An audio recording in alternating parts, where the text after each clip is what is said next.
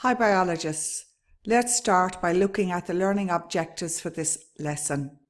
At the end of this section, and following the biology syllabus, you should be able to name 4 methods of anatomical or chemical adaptation that protect plants. What does this actually mean? What are we trying to understand? Well, you have to be able to name 4 ways that plants have adapted or changed their structure or produce chemicals in order to protect themselves. Plant defenses. What adaptations do plants show in order to protect themselves? We already learned that growth regulators allow plants to adapt to stimuli in the environment. They can react to light, phototropism. They can react to gravity, geotropism. They can react to water, hydrotropism, and so on. But plants cannot move.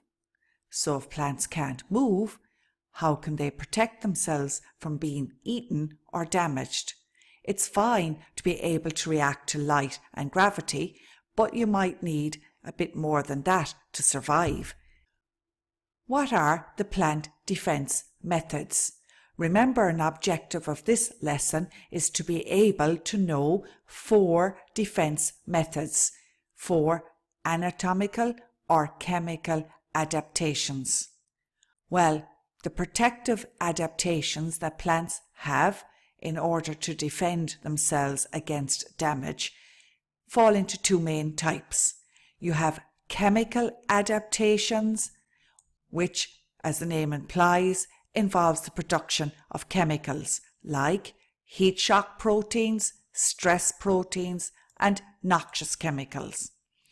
The second type of adaptation that plants show are anatomical adaptations.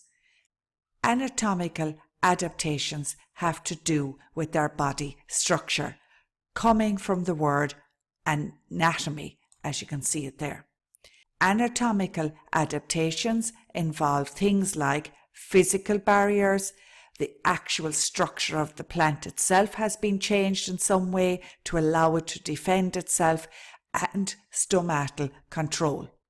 So what we will do is we will take each one of these and work our way down through them in the hope that at the end you will know 4 methods that plants use to defend themselves. Heat shock proteins. Well, plants make heat shock proteins when temperatures are high, perhaps during a heat wave. The heat shock proteins surround and protect other proteins, like the enzymes. If the enzymes are protected, they stay in good working order. They are not denatured. Their shape stays the same. So when conditions are favourable again, temperatures return to normal, then the enzymes are able to start working immediately. This would explain why, during a drought, the grass will turn brown and seem as if it has died. But when conditions return to normal, it can recover very, very quickly because the enzymes have been protected and can start functioning straight away. Stress proteins are made when microorganisms infect the plant. Stress proteins can also be called phytoalexins for those able for a bit more. The stress proteins damage the microorganisms by attacking their cell walls. They are produced quickly in cells after infection. They will remind you a little bit of antibodies. Noxious chemicals. Noxious chemicals refer to chemicals that are harmful or unpleasant. Plants produce chemicals that either taste bad or cause irritation or might even poison the herbivore. Herbivores are plant-eating organisms like insects or animals like cows and sheep and horses. Cows and sheep and horses will avoid plants that taste bad or cause irritation. For example, the tobacco plant produces nicotine to protect itself against herbivores, so there's no smoking for those horses. So that takes care of the chemical defense methods that a plant might use in order to protect itself from damage. So now let's have a look at the anatomical adaptations. The first anatomical adaptation that a plant might show would be perhaps a physical barrier. Plants are covered with epidermis or bark to prevent the entry of pathogens or disease-causing organisms. This is why if we damage the bark, we allow microorganisms to enter, and this can often prove to be the death of the plant. The waxy layer or cuticle on leaves also helps to protect the plant because they help to prevent water loss. This explains why holly and ivy are able to survive the winter, and we have them to decorate our houses at Christmas.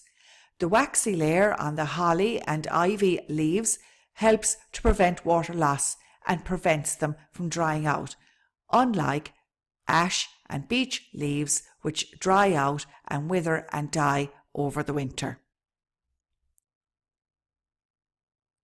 Anatomical structure is another method used by plants to defend themselves. They change their body in some way. Some plants have thorns, like roses, or they might have spines or stinging hairs, like nettles. This helps to protect them against predators. These are plant adaptations that we might have already seen in ecology. Some plants have no leaves. The cactus is able to survive desert conditions because they have no leaves, and this protects the plant from water loss. They are able to store water in their stem. Pine trees or conifers or Christmas trees have needle-like leaves or very narrow leaves, which helps to reduce water loss. Plants are able to control the opening and closing of stomata. Don't forget, stomata are openings on the undersurface of the leaf. They are able to close in response to environmental conditions. Stomata close in high temperatures, perhaps during a heat wave, and also in high winds. This helps to reduce water loss and thus helps to protect the plant. They will also stay closed in dry conditions during drought, again protecting the plant from water loss. This would also explain, though, why there is a poor crop yield in drought conditions.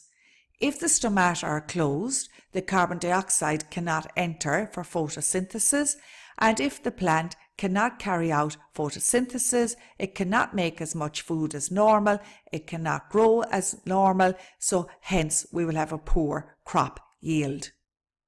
Keep an eye on the control of stomata, as these ideas will reappear on the section on transpiration. And there you have it.